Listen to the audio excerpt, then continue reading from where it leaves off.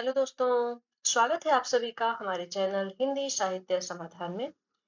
हम लोग आचार्य रामचंद्र शुक्ल का हिंदी साहित्य का इतिहास पढ़ रहे हैं। तो आप सभी को पता ही है कि ये शुक्ल जी का इतिहास जो है ये हमारे सभी एग्जाम के लिए, हिंदी से होने वाले जितने भी एग्जाम हैं, टीजीटी, पीजीटी, एलटी, जो भी एग्जाम लगे हुए हैं, इसके लिए बहुत ज्यादा इंपॉर्टेंट ये पुस्तक है। सभी में शुक्ल जी से तो प्रश्न बनता ही बनता है, तो शुक्ल जी को पढ़ना हमारे लिए बहुत ज्यादा इम्पोर्टेंट है। तो मैंने सोचा कि एक बार बुक को रीड कर लिया जाए और जिससे आप लोग इसका फटाफट रिवीजन कर लेंगे, फास्ट इसको सुन लेंगे, तो जो भी भूला हुआ होगा वो याद आ जाएगा, है ना।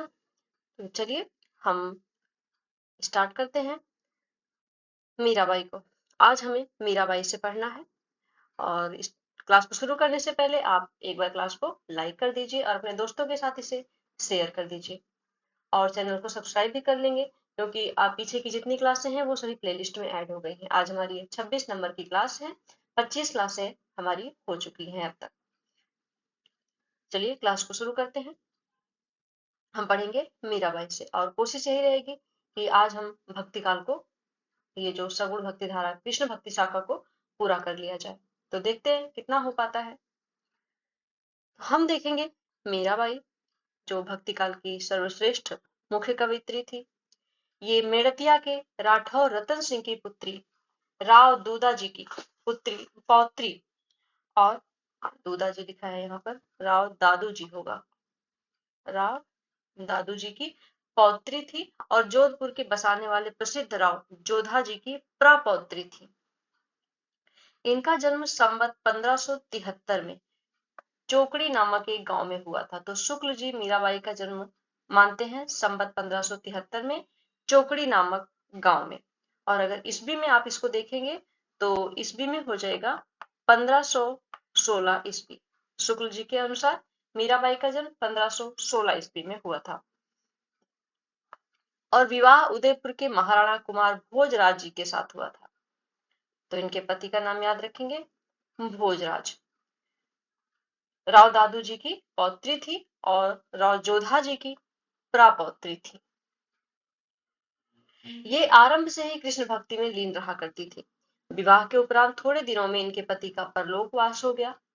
ये प्रायः मंदिर में जाकर उपस्थित भक्तों और संतों के बीच श्री कृष्ण भगवान की मूर्ति के सामने आनंद मग्न होकर नाचती और गाती थी। कहते हैं कि इनके इस राजकुल विरुद्ध आचरण से इनके स्वजन लोक निंदा के भय से रुष्ट रहा करते थे। यहाँ तक कहा जाता है कि इन्हें कई बार विष देने का प्रयत्न किया गया, पर भगवत कृपा से विष का कोई प्रभाव इन पर न हुआ। घर वालों के व्यवहार से खिन्न होकर ये द्वारका और वृंदावन के मंदिरों में घूम घूम कर भजन सुनाया करती थी। जहां जाती वहां इनका देवियों का सा सम्मान होता। ऐसा प्रसिद्ध है कि घर वालों से तंग आकर इन्होंने गोस्वामी तुलसीदास जी को यह पद लिखकर भेजा था। तुलसीदास जी को एक पद लिखकर मीराबाई जी ने भेजा था। क्या था वो? स्वस्थ ऋषि तुलसी कुलभूषण दूषण हरण गुसाई, 12 बार प्रणाम करहु अब हरहु शोक समुदाय। घर के स्वजन हमारे जेते सबन उपाधि बढ़ाई, साधु संग अरु भजन करत मोहि देत कलेश महाई। मेरे मात पिता के सम हो हरि भक्तन सुखदाई, हमको कहा उचित करिबो है सो लिखिए समझाई। इस पर गोस्वामी जी ने विनय पत्रिका का यह पद लिखकर भेजा था। गोस्वामी जी ने ये पद लिखा था कि जाके प्रिय न राम वैदेही, सो नर तजिय कोटि बैरी सम जदपि परम सनेही। नाते सबे राम के मनियत सुहृद सुसेव्य जहालो,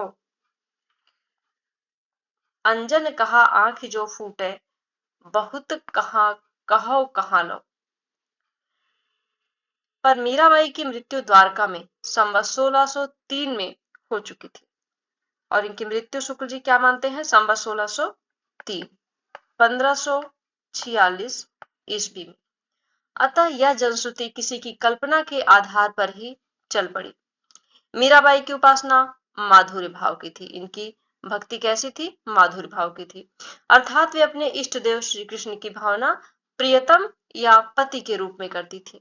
पहले यह कहा जा चुका है कि इस भाव की उपासना में रहस्य का समावेश अनिवार्य है। इसी ढंग की उपासना का प्रसार सूफी भी कर रहे थे। अतः उनका संस्कार भी इन पर अवश्य कुछ पड़ा।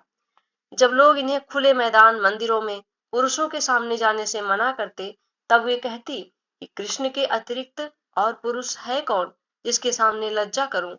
मीराबाई का नाम भारत के प्रधान भक्तों में है और इनका गुणगान नाभाजी, ध्रुवदास, व्यास जी, मलुकदास आदि सब भक्तों ने किया है।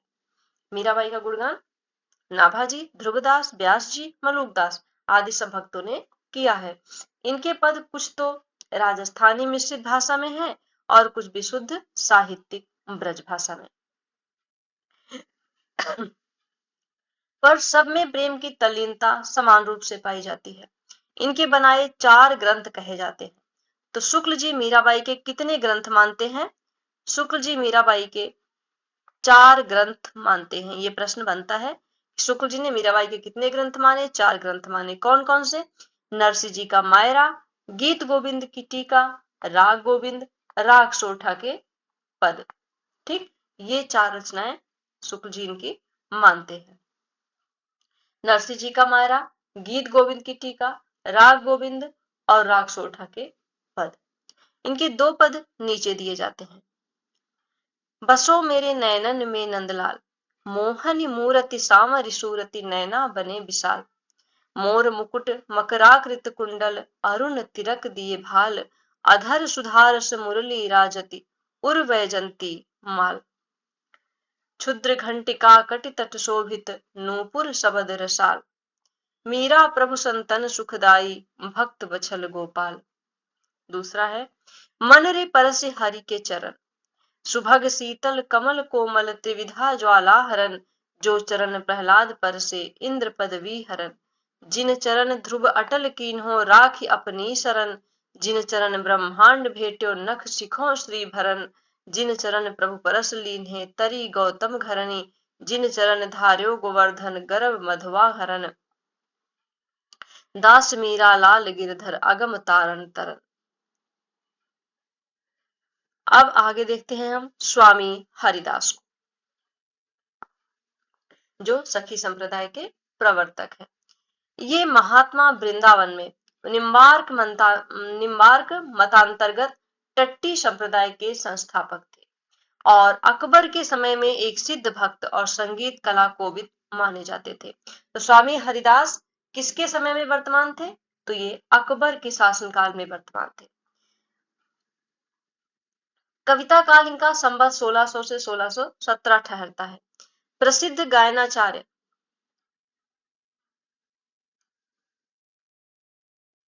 तानसेन इनका गुरुवत सम्मान करते थे। यह प्रसिद्ध है कि अकबर बादशाह साधु के वेश में तानसेन के साथ इनका गाना सुनने के लिए गया था। यह बात प्रसिद्ध है कि एक बार अकबर जो है वो साधु के वेश बना करके तानसेन के साथ इनका गाना सुनने के लिए गए। कहते हैं तानसेन इनके सामने गाने लगे और उन्होंने जानबूझकर गाने में कुछ भूल कर दी। इस पर स्वामी हरिदास ने उसी गान को शुद्ध करके गाया। इस युक्ति से अकबर को इनका गाना सुनने का सौभाग्य प्राप्त हो गया। पीछे अकबर ने बहुत कुछ पूजा चढ़ानी चाहिए, पर इन्होंने स्वीकृत ना की। इनका जन्म संवत आदि कुछ ज्ञात नहीं, पर इतना निश्चित है कि ये सनाढ़ ब्राह्मण थे, जैसा कि सहचरी सरनदास जी ने, जो इनकी शिष्य परंपरा में थे, लिखा है। वृंदावन से उठकर स्वामी हरिदास जी कुछ दिन निधि वन में रहे। इनके पद कठिन राग रागिनियों में गाने योग्य हैं। पढ़ने में कुछ उबड़ खाबड़ लगते हैं। पद विन्यास भी और कवियों के समान सर्वत्र मधुर और कोमल नहीं है, पर भाव उत्कृष्ट है। इनके पदों के 3-4 संग्रह हरिदास जी के ग्रंथ, स्वामी हरिदास जी के पद, हरिदास जी की बानी आदि नामों से मिलते हैं। एक पद देखिए, ज्यों ही तुम राखत हो, त्यों ही रहियत हो हे हरि। और अपरचे पाय धारो, सुतो कहो कौन के पैड भरी। यद्यपि हो अपनो भाइयों कियो चाहो, कैसे करी सको जो तुम राखो पकड़ी। कहे हरिदास पिंजरा के जनावर लो, तरफराए रहे उड़बे को कितो करी। तो ये स्वामी हरिदास जी थे। अब हम देखते हैं सूरदास मदन मोहन को। तो ये सूरदास मदन मोहन जो थे, ये अकबर के समय में संडीले के अमीन थे। जाति के ब्राह्मण और गौड़ीय संप्रदाय के वैष्णव थे। ये जो कुछ पास में आता प्रायः सब साधुओं की सेवा में लगा दिया करते थे। कहते हैं कि एक बार संडीले तहसील की मालगुजारी के कई लाख रुपए सरकारी खजाने में आए थे। इन्होंने सबका सब साधुओं को खिला पिला दिया और शाही खजाने में कंकड़ पत्थरों से भरे संदूक भेज दिए, जिनके भीतर कागज के चित्र लिखकर रख दिए।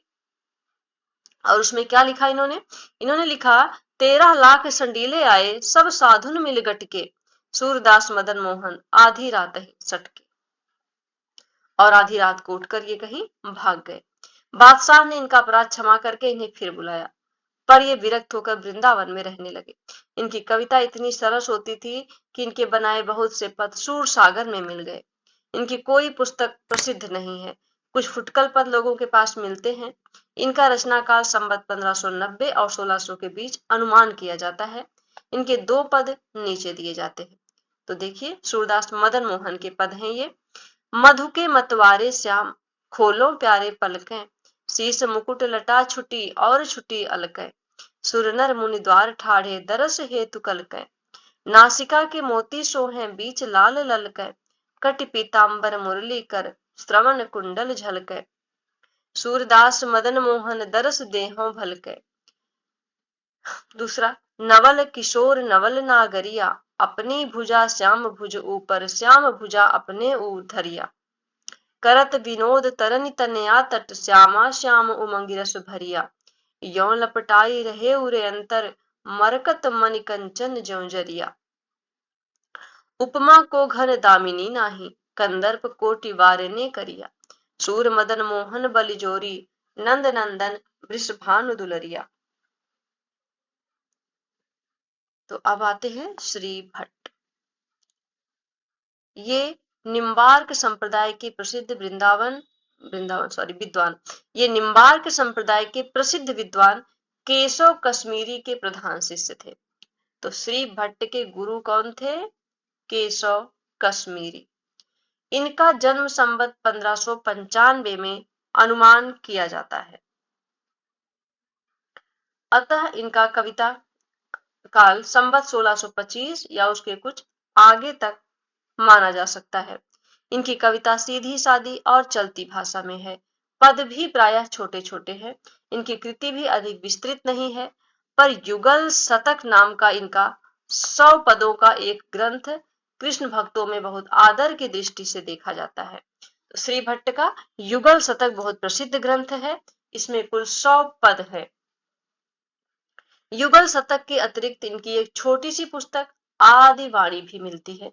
ऐसा प्रसिद्ध है कि जब ये तन्मय होकर अपने पद गाने लगते थे, तब कभी कभी उस पद के ध्यानानुरूप इन्हें भगवान की झलक प्रत्यक्ष मिल जाती थी। एक बार वे ये मल्हार गा रहे थे कि भीजत कब देखो इन नैना, श्यामा जो की सुरंग चुनरी मोहन को उपरैना। कहते हैं कि राधा कृष्ण इसी रूप में इन्हें दिखाई पड़ गए और इन्होंने पद इस प्रकार पूरा किया।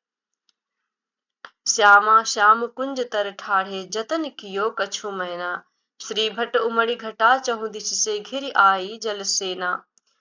इनके युगल शतक से 2 पद उद्धृत किए जाते हैं।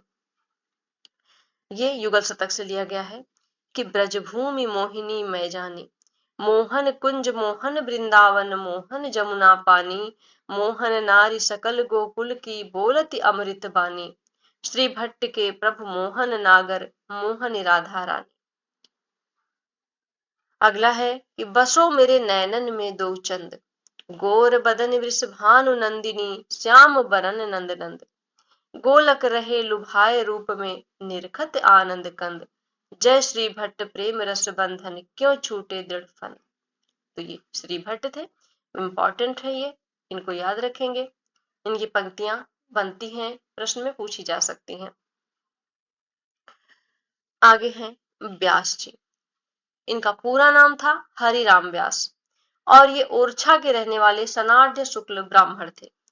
ओरछा नरेश मधुकर शाह के ये राजगुरु थे। किसके राजगुरु थे? मधुकर शाह के। पहले ये गौड़ संप्रदाय के वैष्णव थे, पीछे हित हरिवंश जी के शिष्य होकर राधा वल्लभी हो गए। तो हरिराम व्यास राधा वल्लभ संप्रदाय में थे और हित हरिवंश के शिष्य थे। इनका काल संवत 1620 के आसपास है। पहले ये संस्कृत के शास्त्रार्थी पंडित थे और सदा शास्त्रार्थ करने के लिए तैयार रहते थे। एक बार वृंदावन में जाकर गोस्वामी हित हरिवंश जी को शास्त्रार्थ के लिए ललकारा। गोसाई जी ने नम्र भाव से यह पद कहा, यह जो एक मन बहुत ठौर करी, कही कौने सचुपायो, जहाँ तहाँ विपति जार जुवती जो प्रगट पिंगला गायो। यह पद सुनकर व्यास जी चेत गए और हित हरिवंश जी के अनन्य भक्त हो गए। उनकी मृत्यु पर इन्होंने इस प्रकार अपना शोक प्रकट किया था। तो ये हरिराम व्यास जी ने लिखा था पद हरिवंश जी के मृत्यु पर। हुतो रस रसिकन को आधार, बिन हरिवंश ही सरस रीति को कापे चली है भार। को राधा दुलरावे गावे, वचन सुनावे कौन उचार। वृंदावन की सहज माधुरी, कही है कौन उदार। पद रचना अब कापे हुई है, निरस भयो संसार। बड़ो अभाग अनन्य सभा को, उठिगो ठाट सिंगार। जिन बिन दिन छिन जुग सम बीतत, सहज रूप आगार। व्यास एक कुल कुमुद चंद बिन, उड़गुन जूठी थार। जब हित हरिवंश जी से दीक्षा लेकर व्यास जी वृंदावन में ही रह गए, तब महाराज मधुकर शाह इन्हें ओरछा ले जाने के लिए आए, पर ये वृंदावन छोड़कर ना गए और अधीर होकर उन्होंने यह पद गाए। इन्होंने क्या कहा कि वृंदावन के रुख हमारे, माता पिता सुत बंधा। गुरु गोविंद साधु गति मति सुख, फल फूलन की गंधा। इन्हीं पीठ दे अनत डीठ करे, सो अंधान में अंधा। व्यास इन्हीं छोड़े और छुड़ावे, ताको परियो कंधा।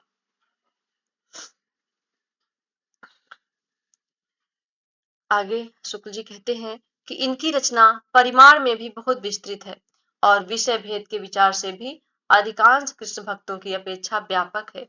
ये श्री कृष्ण की बाल लीला और श्रृंगार लीला में लीन रहने पर भी बीच बीच में संसार पर भी दृष्टि डाला करते थे। इन्होंने तुलसीदास जी के समान खलों, पाखंडियों आदि का भी स्मरण किया है और रसगान के अतिरिक्त तत्व निरूपण में भी ये प्रवृत्त हुए हैं।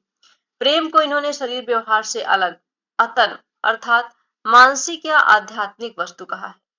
ज्ञान, वैराग्य और भक्ति तीनों पर बहुत से पद और साखियां इनकी मिलती हैं।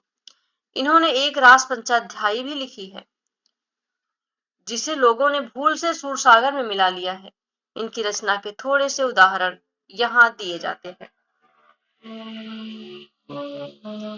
आज कछु कुंजन में बरखा सी, बादल दल में देखी सखीरी, चमकती है चपलासी।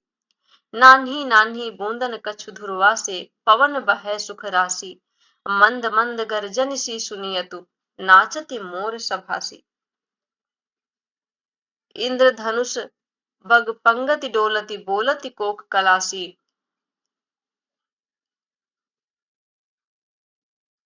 इंद्रवधु छवि छाई रही मन, गिरि पर अरुण घटासी। उमगी महीरु स्यों मही फूली, भूली मृग मालासी। रटति प्यास चातक जो रसना, रस पीवत हूँ प्यासी। सुघर राधिका प्रवीण बीना, बर रास रच्यो। श्याम संग बर सुढंग तरनि तनया तीरे। आनंद कंद वृंदावन, शरद मंद मंद पवन। कुसुम पुंज तापद वन, धुनित कल कुटीरे। रुनित किंकनी सुचारु नूपुर, तिम बलय हारु। अंग बर मृदंग ताल, तरल रंग भीरे। गावत अतिरंग रहो, मोपे नहीं जात कहो। व्यास रस प्रवाह बहो, निरख नैन सीरे।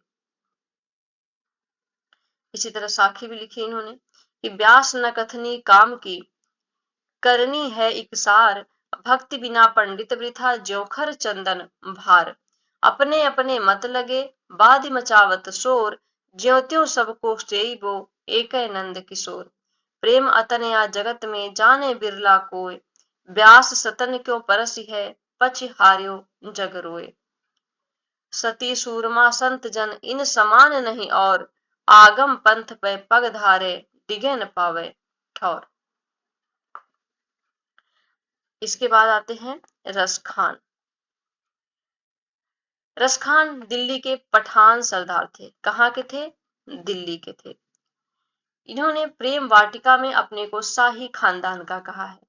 तो ये प्रश्न बन सकता है कि रसखान ने अपनी किस रचना में स्वयं को शाही खानदान का कहा है? तो प्रेम वाटिका में इन्होंने अपने को शाही खानदान का कहा। देखो इन्होंने लिखा है कि देखी गदर हित साहिबी दिल्ली नगर मसान छिनहि बादशाह वंश की ठसक छाड़ी रस खान।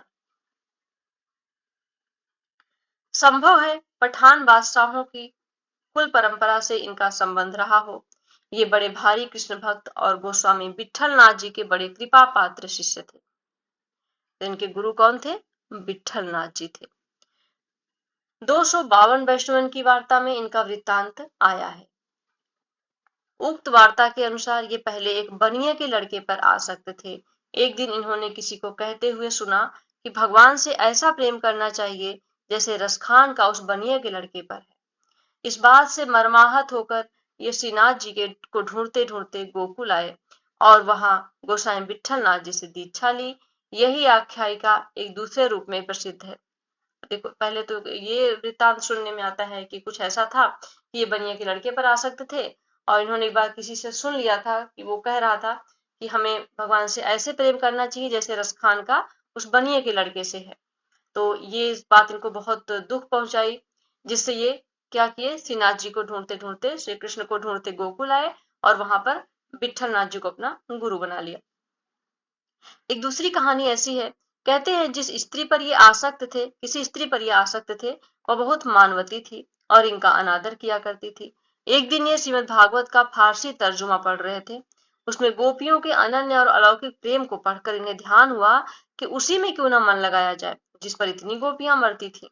इसी बात पर ये वृंदावन चले आए। प्रेम वाटिका के इस दोहे का संकेत लोग इस घटना की ओर बताते हैं। तोरी माननी ते हियो फोरी मोहिनी मान प्रेम देव की छवि लखी भय मिया रस खान। इन प्रवादों से कम इतना अवश्य सूचित होता है कि आरंभ से ही ये बड़े प्रेमी जीव थे। वही प्रेम अत्यंत गूढ़ भगवत भक्ति में बदल गया। प्रेम के ऐसे सुंदर उद्गार इनके सवैयों में निकले कि जन साधारण प्रेम या श्रृंगार संबंधी कविता सवैयों को ही रसखान कहने लगे। जैसे कोई कहता था कोई रसखान सुनाओ, ऐसे नहीं कहते थे कि कोई रसखान की कविता सुनाओ, वो उनकी कविताओं को सवैयों को ही रसखान कहने लगे, कहते थे कोई रसखान सुनाओ। इनकी भाषा बहुत चलती सरल और शब्दाडंबर मुक्त होती थी। शुद्ध ब्रज भाषा का जो चलतापन और सफाई इनकी और घनानंद की रचनाओं में है, वह अन्यत्र दुर्लभ है। मोस्ट इंपॉर्टेंट लाइन है, ये पूछी जा सकती है कि शुक्ल जी ने किसके लिए कहा है। शुद्ध ब्रज भाषा का जो चलतापन और सफाई इनकी और घनानंद की रचनाओं में वह अन्यत्र दुर्लभ है। इनकी यानी कि रसखान के विषय में शुक्ल जी बोल रहे हैं। आगे देखते हैं। इनका रचना काल संवत 1640 के उपरांत ही माना जा सकता है, क्योंकि गोसाई विठल नाथ जी का गोलोकवास संवत 1643 में हुआ था। प्रेम वाटिका का रचना काल संवत 1671 है। ईस्वी में क्या है, तो ईस्वी में है 1614 ईस्वी। प्रेम वाटिका का रचना काल 1614 ईस्वी है। अतः उनके शिष्य होने के बाद ही इनकी मधुरवाणी स्फुरित हुई होगी। इनकी कृति परिमाण में तो बहुत अधिक नहीं है, पर जो है वह प्रेमियों के मर्म को स्पर्श करने वाली है। इनकी दो छोटी छोटी पुस्तकें अब तक प्रकाशित हुई हैं, प्रेम वाटिका और सुजान रस खान। प्रेम वाटिका दोहे में लिखी गई है और सुजान रस खान कवित्त सवैया में लिखी गई है।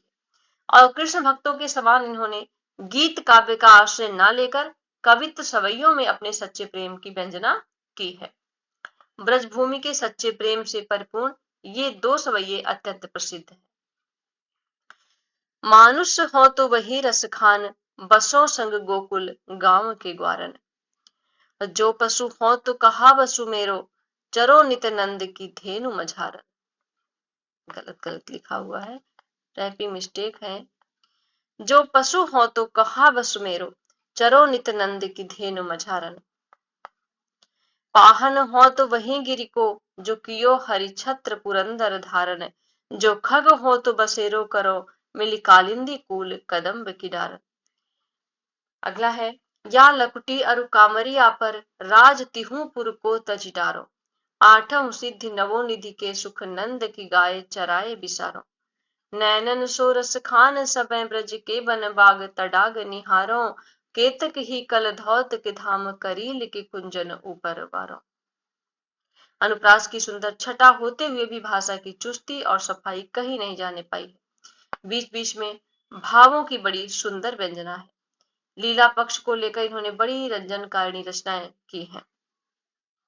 भगवान प्रेम के वशीभूत है, जहां प्रेम है वहीं प्रिय है। इस बात को रसखान ऐसे कहते हैं कि ब्रह्म में ढूंढो पुराणन गायन, वेद ऋचा सुनि चौगुने चायन, देखो सुनो कबहू न कहूं वह कैसे स्वरूप और कैसे सुभायन। टेरत हेरत हारी पर्यो रस खान, बतायो न लोग लुगायन, देखो दुरो वह कुंज कुटीर में बैठो पलोटत राधिका पायन। कुछ और नमूने देखिए। मोर पखा सिर ऊपर राखी हो, गुंज की माल गले पहिरोंगी, ओढ़ पीताम्बर लैल कुटी बन गोधन ग्वालन संग फिरोंगी। भाव तो सोई मेरो रस खान, सो तेरे कहे सब स्वांग करोंगी, या मुरली मुरलीधर की अधरान धरी अधरान धरोंगी। मुरलीधर की अधरान धरी अधरान धरोंगी। शेष महेश गणेश दिनेश सुरेश जाहि निरंतर गावे, जाहि अनादि अनंत अखंड अछेद अभेद सुवेद बतावे। नारद से सुख व्यास रटे, पचिहारे तऊ पुनि पार न पावे। ताहि अहीर की छोहरिया, छछिया भर छाछ पे नाच नचावे। आगे, जेहि बिनु जाने कछु ही नहीं जान्यो जात विशेष, सोई प्रेम जेहि जान के रही न जात कछु शेष। प्रेम फांस सो फंसी मरे, सोई जिए सदाही, अब प्रेम मरम जाने बिना मरि को जीवत नाही। तो ये थे रस खान। अब हम देखते हैं ध्रुवदास को। ये श्री हित हरिवंश जी के शिष्य स्वप्न में हुए थे। कैसे हुए थे? स्वप्न में शिष्य हो गए थे। इसके अतिरिक्त इनका कुछ जीवन वृत्त नहीं प्राप्त हुआ था। ये अधिकतर वृंदावन में ही रहा करते थे। इनकी रचना बहुत ही विस्तृत है। इन्होंने पदों के अतिरिक्त दोहे, चौपाई, कवित्त, सवैये आदि अनेक छंदों में भक्ति और प्रेम तत्व का वर्णन किया है। छोटे मोटे सब मिलाकर इनके लगभग 40 ग्रंथ मिले हैं। तो शुक्ल जी के अनुसार ध्रुवदास के कितने ग्रंथ मिले हैं? 40 ग्रंथ मिले हैं, जिनके नाम दिए गए हैं वृंदावन सत, श्रृंगार सत, रस रत्नावली, नेह मंजरी, रहस्य मंजरी, सुख मंजरी, रति मंजरी, वन विहार, रंग विहार, रस विहार, आनंद सा विनोद, आनंद दशा विनोद, रंग विनोद, नृत्य विलास, रंग हुलास, मान रसलीला, रहस लता, प्रेम लता, प्रेमावली, भजन कुंडलिया, भक्त नामावली, मन सिंगार, भजन सत, प्रीत चौबनी, रस मुक्तावली, बामन बृहद पुराण की भाषा, सभा मंडली, रसानंद लीला, सिद्धांत विचार, रस हीरावली, हित सिंगार लीला, ब्रज लीला, आनंद लता, अनुराग लता, जीव दशा, वैद्य लीला, दान लीला और ब्याहलो। नाभा जी के भक्तमाल के अनुकरण पर इन्होंने भक्त नामावली लिखी है। तो ध्रुवदास जी ने जो भक्त नामावली लिखी है वो किसके अनुकरण पर लिखी है? नाभा जी के भक्तमाल के अनुकरण पर, जिसमें अपने समय तक के भक्तों का उल्लेख किया है। इनकी कई पुस्तकों में संबत दिए हैं, जैसे सभा मंडली 1681 संबत, वृंदावन सत 1686 और रसमंजरी 1698। अतः इनका रचना काल संबत 1660 से 1700 तक माना जा सकता है। इनकी रचना के कुछ नमूने नीचे दिए जाते हैं। श्रृंगार सत से देखते हैं, ये पद है।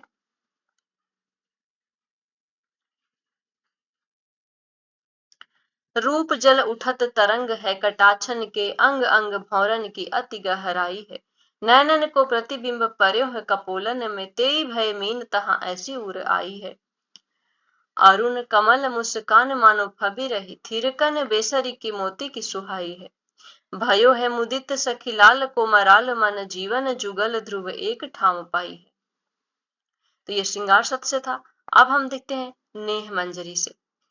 प्रेम बात कछु कही नहीं जाई, उल्टी चाल तहां सब भाई, प्रेम बात सुनी बौरो होई, तहां सयानी रहे नहीं कोई। तन मन प्राण तिहि छिन हारे, भली बुरी कछुए न बिचारे। ऐसो प्रेम उपजे ही जब ही, हित ध्रुव बात बनेगी तब ही। आगे भजन सत से है। बहु बीती थोरी रही, सो बीती जाए, हित ध्रुव वेगी विचार के, बसी वृंदावन आए। तो अगर दोनों लाइन देगा तो पहचान जाएंगे ध्रुवदास की है, लेकिन कभी कभी एक लाइन ही पूछ लेता है कि बहु बीती थोड़ी रही, सो बीती जाए, किसकी पंक्ति है? ध्रुवदास की है, भजन सत से। बस वृंदावन आए त्यागी लाजहि अभिमान ही, प्रेम लीन हुए दीन आपको तृण समझान। सकल सार को सार भजन तू करि रस रीति, रेमन सोच विचार रही थोरी बहु बीती। अब कहते हैं शुक्ल जी कि कृष्णोपासक भक्त कवियों की परंपरा अब यहीं समाप्त की जाती है, पर इसका अभिप्राय यह नहीं कि ऐसे भक्त कवि आगे और नहीं हुए। कृष्णगढ़ नरेश महाराज नागरीदास जी, अलबेली अली जी, चाचा हित वृंदावन दास जी, भगवत रसिक आदि अनेक पहुंचे हुए भक्त बराबर होते गए हैं, जिन्होंने बड़ी सुंदर रचनाएं की हैं, पर पूर्वोक्त काल के भीतर ऐसे भक्त कवियों की जितनी प्रचुरता रही है, उतनी आगे चलकर नहीं। वे कुछ अधिक अंतर देकर हुए हैं। ये कृष्ण भक्त कवि हमारे साहित्य में प्रेम माधुर्य का जो सुधा स्रोत बहा गए हैं, उसके प्रभाव से हमारे काव्य क्षेत्र में सरसता और प्रफुल्लता बराबर बनी रहेगी। दुखवाद की छाया आ आकर भी टिकने न पाएगी। इन भक्तों का हमारे साहित्य पर बड़ा भारी उपकार है। कौन कहता है? तो शुक्ल जी कहते हैं कि इन भक्तों का हमारे साहित्य पर बड़ा भारी उपकार है। तो यहाँ पर हमारी कृष्ण भक्ति धारा के कवि समाप्त होते हैं। अब आता है प्रकरण 6, भक्ति काल की फुटकल रचनाएं, जिसको हम देखेंगे नेक्स्ट क्लास में। उम्मीद करती हूँ आप लोगों को क्लास पसंद आई होगी। क्लास में अंत तक बने रहने के लिए आप सभी को बहुत बहुत धन्यवाद।